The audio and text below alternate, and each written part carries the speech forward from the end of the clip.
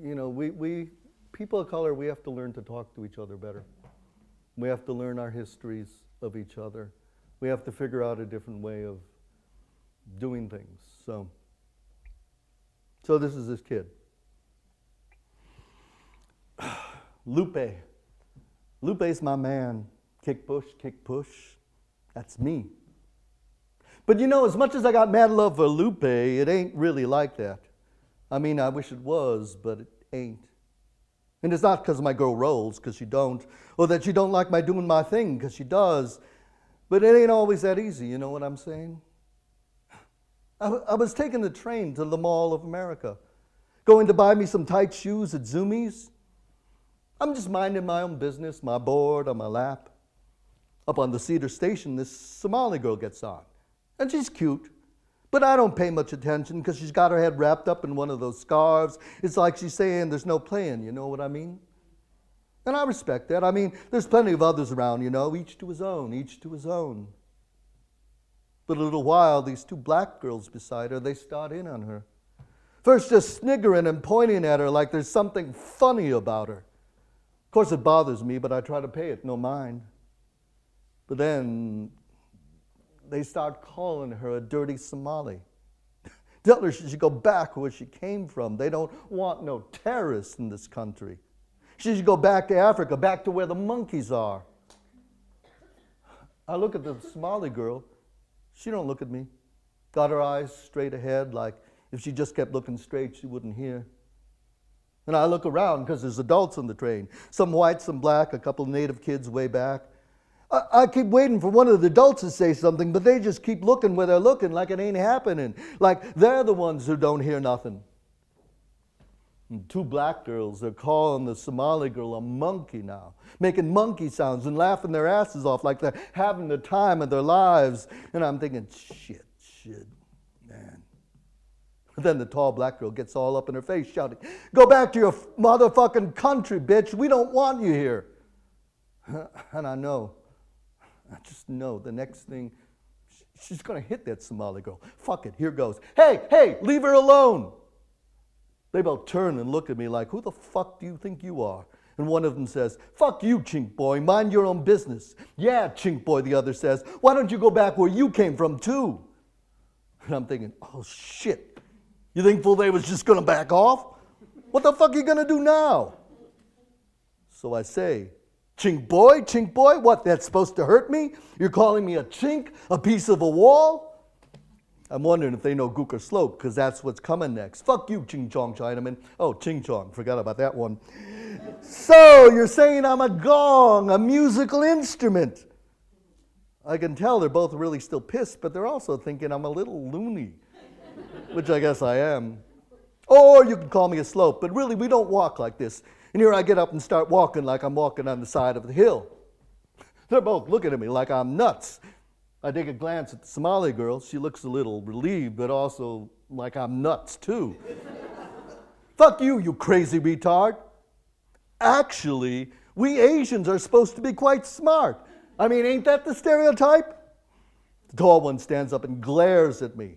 And I'm wondering if she's going to come at me. I'm not much taller than her, and the other one's kind of heavy and definitely outweighs me.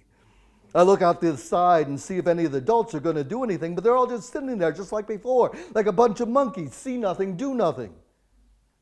And for some reason, this really pisses me off. So I raise my board and step forward. But the other stereotype is that we know Kung Fu. And I guess you're going to have to decide right now whether that stereotype is true, but fuck it, it's your dice, roll them. "Sit your fucking ass down," says the heavyset one. "All right," I say, and I plop right down next to the Somali girl. "You want to insult us? Go right ahead, you ignorant motherfuckers." But now the train's coming to the next station. "You want to get off here?"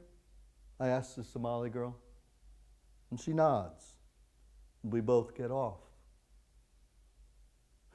And that's how I met my girl.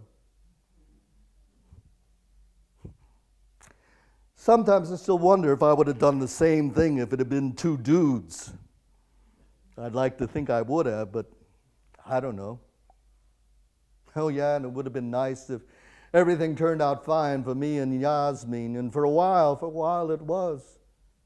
I go down to that park near the hospital downtown. They got a little skate park there, pretty rinky-dink, but it gave me something to do while I waited for her.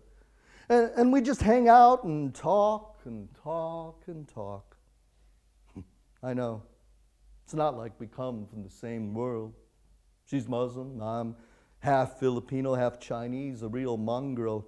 And I don't even believe in God, though if there is a God, I'm glad he made her, because there's no one like her. I mean, she sees I'm cool, you know? Especially on my board. And I did do my own little Jet Li thing for her that day, even if I don't know Kung Fu. But I got this sensitive side, like Lupe. I'm no gangster. And she sees that too. Some girls, they'd be like, oh, guys are such dogs. But if you're nice, if you're too nice, they think you weak. You don't got game. But Yasmin, she ain't like that. She gets me, you know? Only then one of her brothers found out about us, saw us in the park. And he lied about what we were doing together, just plain lied. And now her dad's got her shut up, won't ever let her go out alone, ever, even to the park. All we can do is talk on the phone, and only when her dad or brothers ain't around. I mean, it's not like I even touched her. I know what it means to be a Somali girl. I know that. And at first I thought that'd make it all right with her old man. Can't you tell him we're cool? I'm cool, I told her. I wouldn't do nothing to disrespect him or you. But she said it don't matter. I'm not Somali. I'm not Muslim. And that's that. It ain't fair, I say to her. It ain't fair. I just want to see you. But I can't, she says. And that's that. I know, I'm only 15. So how could I say I found the love of my life? But this is real, you know. And sometimes I wish I didn't feel like this. I'm not ready for it. But I look inside and there it is. And I just know it's something special, how easy it is for us to talk to each other, how comfortable I feel with her. And how can that be wrong? You know what I'm saying? The world is a fucked up place, man. I feel like my heart's breaking every day. Every day. Sometimes I even think, those black girls in the train, they were right, you know? No, not about the way they treated her that day. That's just plain ignorant, but maybe you're not supposed to cross those lines. Maybe you can't cross those lines. So I just sit here in the park, listening to Lupe, thinking she's going to come walking down the street, just like she used to, as if things really were like his song.